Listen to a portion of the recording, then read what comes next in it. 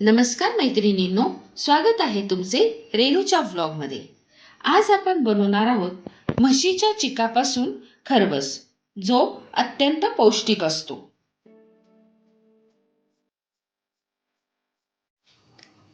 खरवस बनवण्याकरता मी इथे अर्धा लिटर म्हशीचा चीक घेतलेला आहे। याकरता गाईचा चीक सुद्धा तुम्हाला मिळत असेल तर तुम्ही तो वापरू शकता। मला म्हशीचा चीक मिळाला। हा अर्धा लिटर आहे। हा जर पहिल्या दुधाचा जर चीक असेल तर त्याला आपल्याला समप्रमाणामध्ये म्हणजे अर्धा लिटरच दूध टाकावं लागतं आणि हा म्हशीचा चीक आहे म्हणून मी त्याला म्हशीचंच दूध वापरणार आहे। याकरता मी पाऊण लिटर दूध घेतलं आहे। हे बघा, हा थोडासा पातळ आहे, तुम्ही बघू शकता, त्यामुळे मी ह्याला पाऊण लिटर दूध वापरतेय।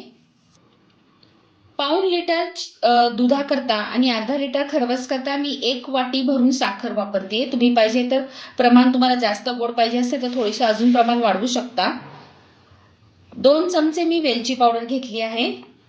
1 छोटा चमचा मी जायफळ पूड घेतली आहे आणि केसर घेतले।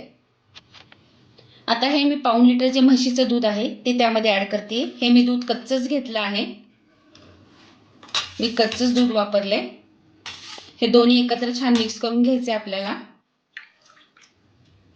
आता मी ह्यामध्ये घालते साखर, जी मी 1 वाटी घेतली आहे।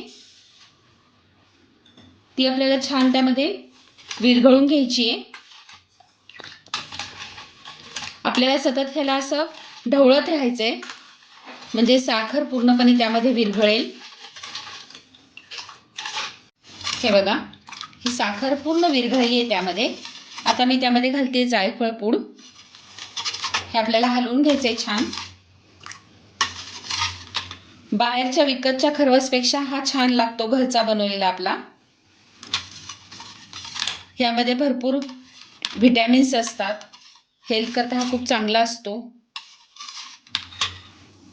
भरपूर कॅल्शियम असते ह्यामध्ये।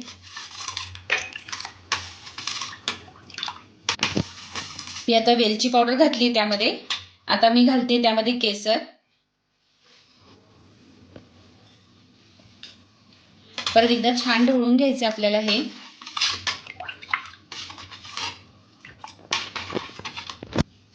एकीकडे मी गॅसवर इडलीच्या भांड्यामध्ये, इडलीचा जो कुकर असतो त्यामध्ये पाणी ठेवले गरम करायला, तुम्ही पाहू शकता।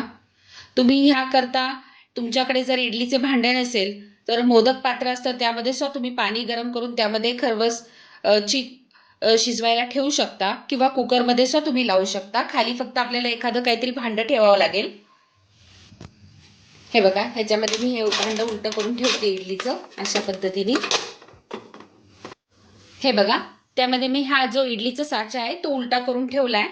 त्यावर आपण आता हे चिकाचं भांडं ठेवणार आहे।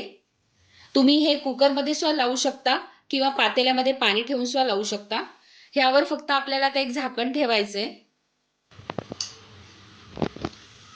ह्यावर मी अजून 1-2 केसरच्या काड्या घालतेय, ह्याने छान कलर येईल खरवसला।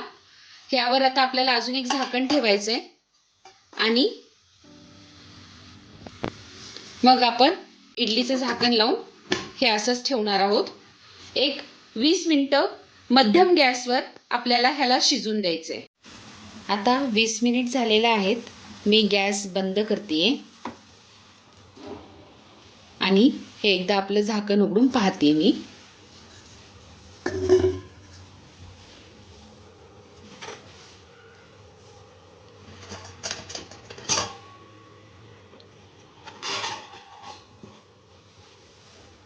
हे बघा,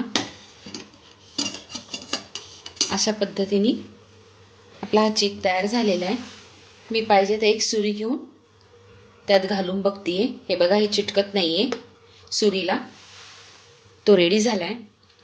आता आपल्याला ह्याला थंड करून घ्यायचंय। मी पहिल्यांदा ह्याला इडलीच्या कुकरमधून काढून घेतेय। आता मी ह्याला नॉर्मल टेम्परेचरला थंड करून घेणार आहे। नंतर तुम्ही पाहिजे तर फ्रीजमध्ये सुद्धा सेट करायला ठेवू शकता। त्यानंतर मी तुम्हाला ह्याच्या वड्या पाडून दाखवेल। हा मी खरवस थंड होऊन दिला, आता मी त्याच्या वड्या पाडून घेणार आहे। पाहिजे तर तुम्ही तो 2 तास फ्रीजमध्ये ठेवू शकता। ह्या अशा पद्धतीने हलक्या हाताने छान त्याच्या वड्या पडतील. थंड करून घेतल्यानंतर